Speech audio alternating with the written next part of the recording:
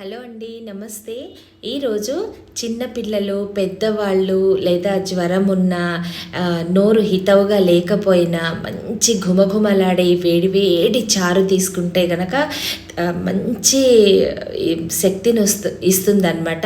And హెవీగా ఉన్నప్పుడు కూడా ఈ చారు ఒక చిన్న గ్లాస్ తాగామంటే చక్కగా తిన్న ఆహారం అంతా కూడా చక్కగా అరిగిపోతుంది.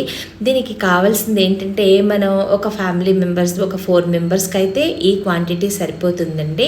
ఒక చిన్న గిన్నెలో నీళ్లు తీసుకోండి. దాంట్లో చక్కగా ఫస్ట్ ఒక టొమాటో క్రష్ చేసి వేసేసేయండి. నేను ఈరోజు ఉల్లిపాయ వెల్లుల్లిపాయ లేకుండా చెప్తున్నానండి. మసాలాలు ఎటువంటి ఇది ఉండదు కాబట్టి సులభంగా జీర్ణమవుతుంది అనమాట. ఈ తీసుకున్న దాంట్లో రుచికి సరిపడా కొంచెం ఉప్పు వేసేసేయండి. కొంతమంది ముందు పోపు వేస్తారు, అప్పుడు పోపులో ముందు టొమాటో బెండకాయ వేసి తర్వాత నీళ్లు పోస్తారు. బట్ నేనైతే పోపు లాస్ట్కి వేస్తాను. తర్వాత దీనికి కావాల్సినంత ఉప్పు వేసుకోవాలండి. ఉప్పు, ఆ తర్వాత కొంచెం పసుపు, తర్వాత మన ఇంట్లోనే తయారు చేసి పెట్టుకున్న చారు పొడి ఉంటుంది కదండి, ఆ చారు పొడి కూడా వేసుకోవాలన్నమాట. చిన్న బెల్లం ముక్క, దీంట్లో తీపి ఉండటం వల్ల పిల్లలు చాలా ఇష్టంగా తింటారు. 1 స్పూన్ చారు పొడి చక్కగా చేసుకుని కొంచెం పెట్టుకుంటే, ఒక 15 డేస్కి సరిపడా చేసుకుంటే కొంచెం క్వాంటిటీలో ఆ ఫ్రాగ్రెన్స్ అలానే ఉంటుంది.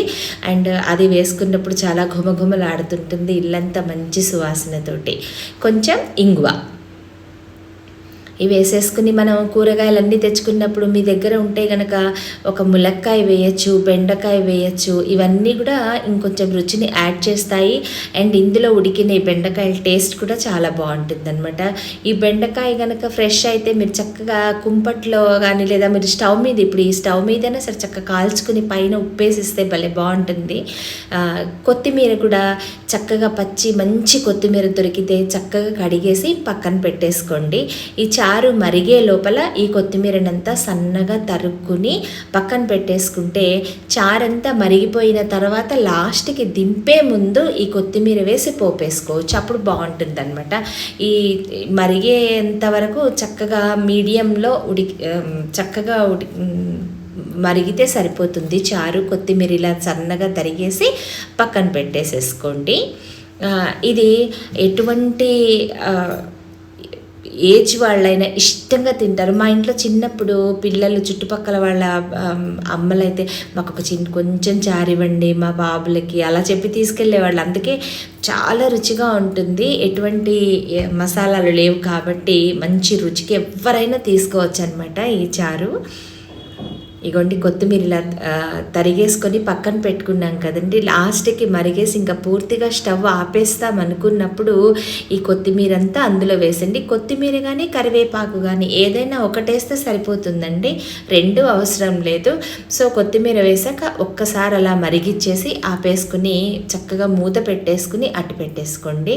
అప్పుడు పోపుకి రెడీ పెట్టుకోవచ్చు. ఇంతే అండి, చక్కగా వేడి అన్నంలో పిల్లలకి నెయ్యి వేసిస్తే ఎంత అన్నమైనా తింటారో. వాళ్ళకు కూడా తిన్న ఆహారం కూడా చక్కగా తేలికగా జీర్ణమైపోతుంది ఇది తీసుకోవటం వల్ల. ఆ తర్వాత ఇందులో పోపుకి రెడీ పెట్టుకోవడానికి కొంచెం బాణలి రెడీ పెట్టుకొని స్టవ్ ఆన్ చేసుకొని అది కొంచెం వేడెక్కాక పోపుకి సరిపడా మీరు చిన్నపిల్లలకి దృష్టిలో పెట్టుకొని చేస్తున్నట్టయితే ఒక చిన్న స్పూను నెయ్యి వేసేసుకోండి, చాలా రుచిగా ఉంటుంది. నెయ్యి అయినా నూనె అయినా కూడా అండి చాలా తక్కువ క్వాంటిటీ తీసుకోండి, లేకపోతే పైన మన చారులో తేలుతూ బాగుంటుంది అనమాట, అబ్జార్బ్ చేసుకోదు, చారులోకి ఎక్కువ ఆయిల్ తీసుకోదు కాబట్టి కొంచెం వేయండి.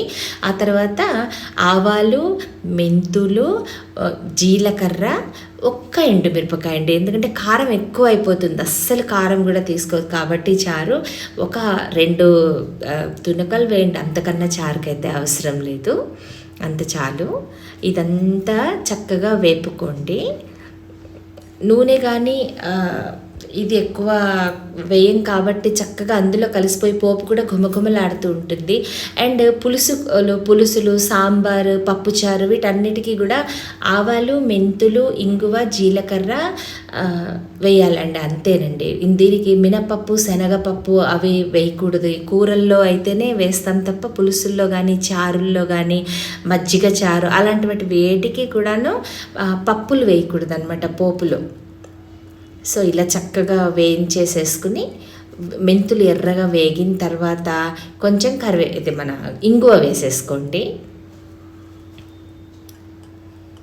వేసుకుని ఇవంతా చక్కగా వేగిన తర్వాత ఈ మరిగిన చారులో ఈ పోపంతా వేసేసుకోండి. అప్పుడు ఇంకా బాగుంటుంది. మా ఇంట్లో అయితే చారు మాకు అన్నంలో వద్దు, మాకు ఒక గ్లాసులో ఇచ్చేసేయండి అని చెప్పి చిన్న చిన్న గ్లాసుల్లో అలా తాగేస్తారనమాట చిన్నపిల్లలు. మా పిల్లలు ఎవరన్నా చంటి పిల్లలు వచ్చిన వాళ్ళకి ఇలా తాగడమే ఇష్టం.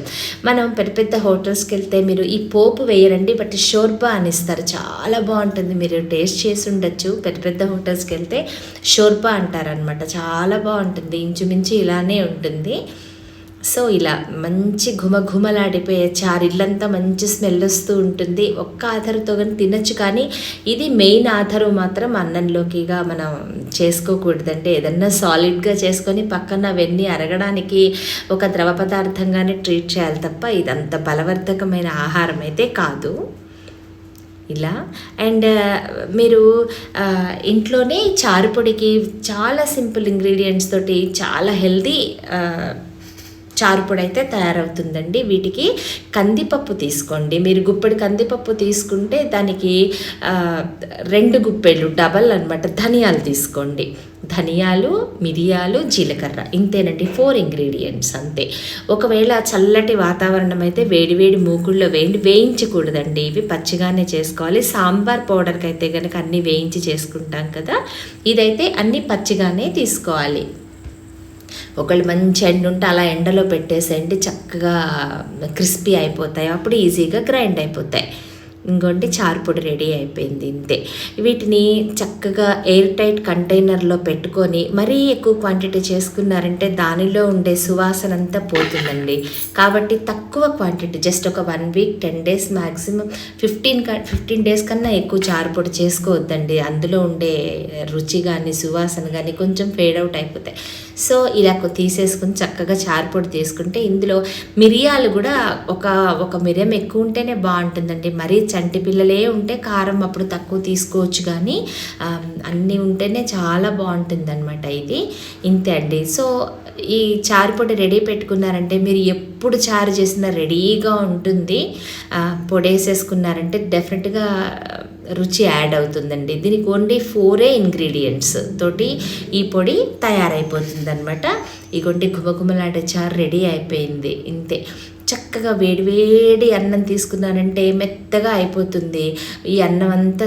ఇప్పుడు మీరు 7 months నుంచి అన్నం పెట్టేసేయచ్చండి. 6 monthsకి మనం అన్నప్రాసం చేస్తాం కదా, అన్నం అంతా మెత్తగా చేసేసిన తర్వాత నెయ్యి వేసుకోవాలి, అప్పుడు బాగుంటుంది అనమాట. నెయ్యి వేసిన తర్వాత ఇంకా అన్నం మళ్ళీ మెత్తగా అవ్వదు కాబట్టి చక్కగా మెత్తగా చేసేసుకొని వేడి చారు కొంచెం లిక్విడ్గా చేసి పిల్లలకి పెట్టారనుకోండి, చంటి పిల్లలకి వాళ్ళకి అజీర్తి లేకుండా టేస్టీగా ఎంత అన్నం తినగలుగుతారు, భలే బాగుంటుంది.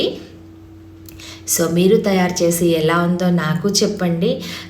ఫారెక్స్ స్టార్ట్ చేసిన తర్వాత 1.5-2 months నుంచి చక్కగా ఈ చారన్నం పెట్టచ్చు. Thanks for watching. మీరు ట్రై చేసి ఎలా ఉందో నాకు చెప్పండి. Thank you.